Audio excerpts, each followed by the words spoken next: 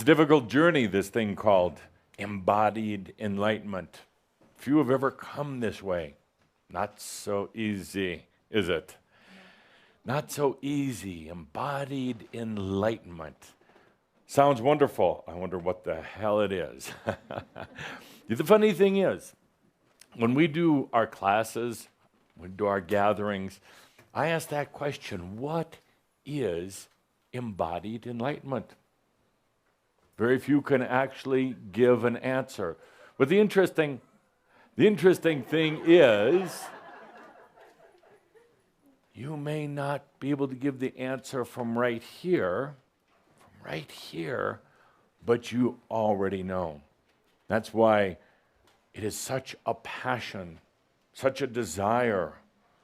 I have such an insatiable desire for this thing we called embodied enlightenment. Have no clue what it is. Mind doesn't understand, never will, never can, can't even plan it, can't figure it out, but you know what it is.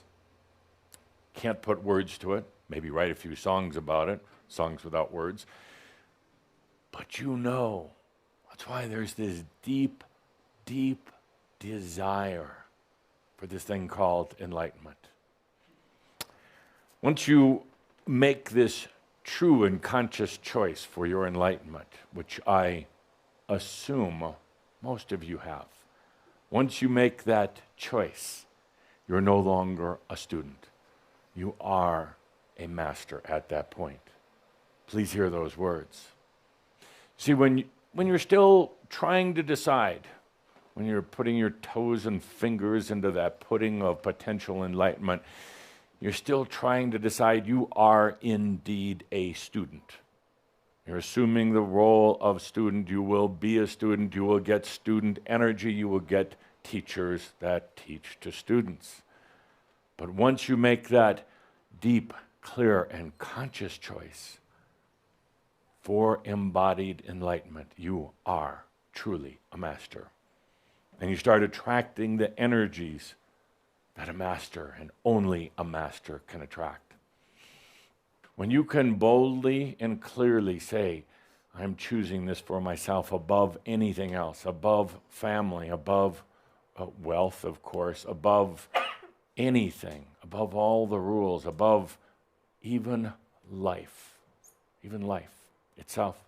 When there's no fear of death anymore, because in this process of embodied enlightenment, you meet death over and over, as so many of you know. You may meet it physically. You may just meet it in your dreams and in your fears. But that death comes to you over and over, ultimately helping you to understand the beauty of life. I'm going to title this How to Live, kind of encompassing, wouldn't you say? Would you write that? How to Live. Sure. And this has perhaps been a not such a good word in the past.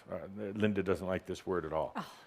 Assume. Oh, that makes an ass out of you and me. No, it only makes an ass out of you. Oh. Assume. If you would, please. Really? On its own piece of paper. Oh. Assume. I hate that word. What you do is you assume, stop questioning and doubting, you assume that if you've chosen enlightenment, you've made a clear choice, you just assume that everything is serving that. Everything, no buts. Now, here's a couple of little caveats.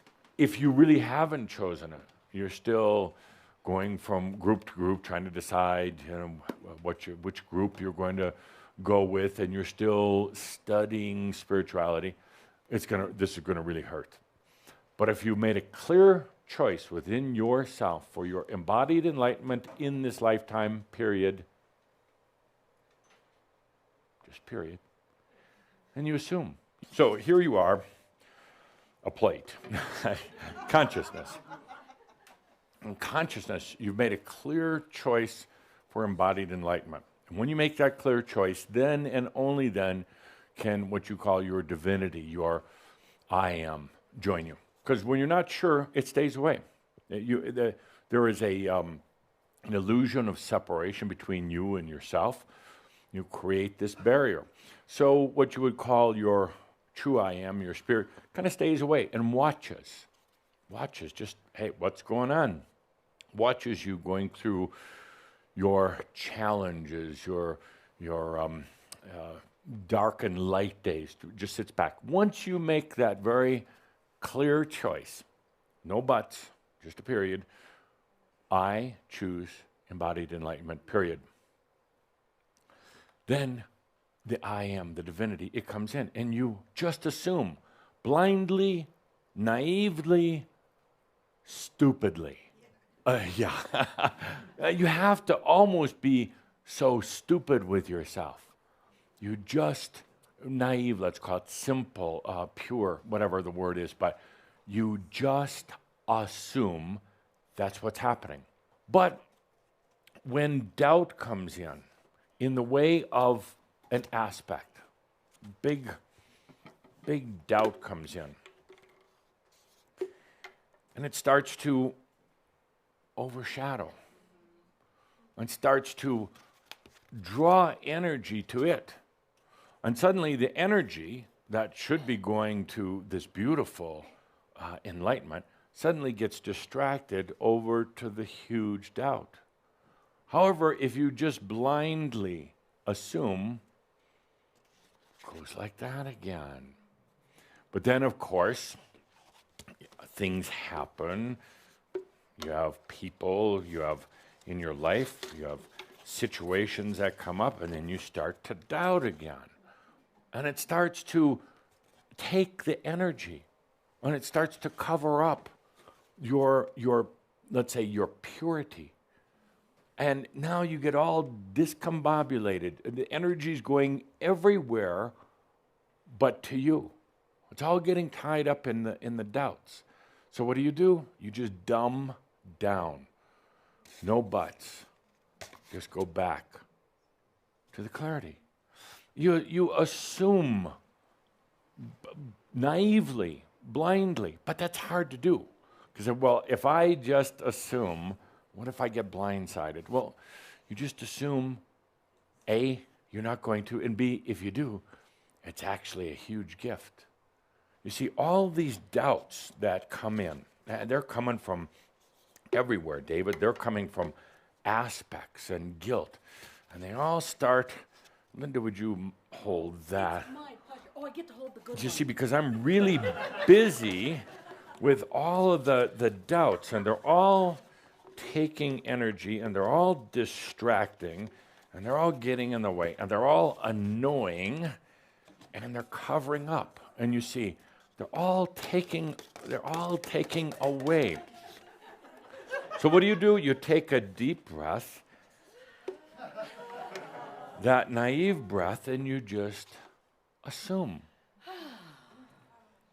You assume, dear God, I'm calling you God, you assume that if you've chosen embodied enlightenment, that's all that's going to happen. Now, of course, get over here. Now, all the doubt starts coming in and covering up, you see, but it takes energy. It's very distracting. Pretty soon, you're even going to forget what the hell you're here for, embodied enlightenment. And you start doubting that because you've got all these questions going on.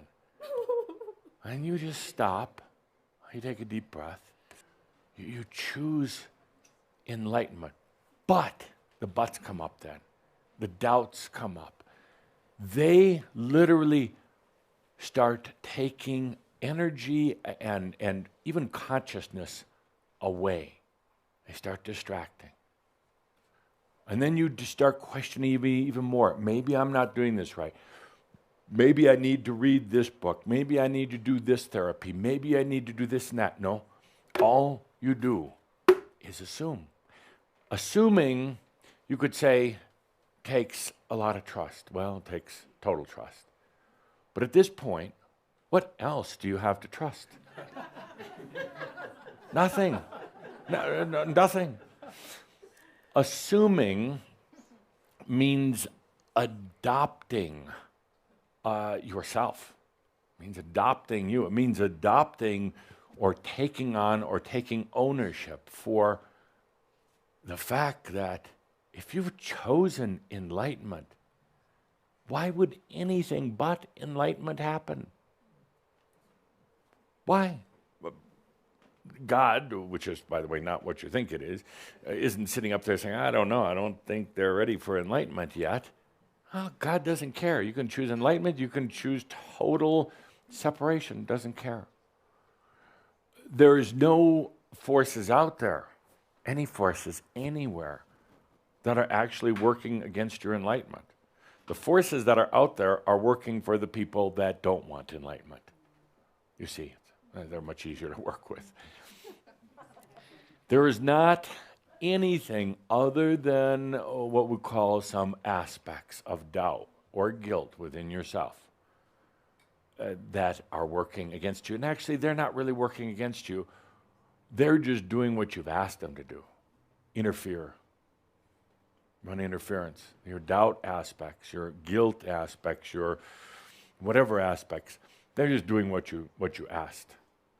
The moment that you just assume that everything is about your enlightenment, then it becomes so. It's a little bit of a trick on yourself in a way, but it's an honest trick on yourself. Because otherwise you keep thinking about it and stressing about it, and your body starts hurting and start wondering what you're doing wrong, and pretty soon you just give up, which is actually about the best thing you can do. Enlightenment is difficult enough anyway because you're going through deep level biological and changes as well as going beyond the mind. But when the energy is going to all these aspects of doubt, it makes it many, many times more exhausting. You've chosen embodied enlightenment. Now, assume that it is becoming so.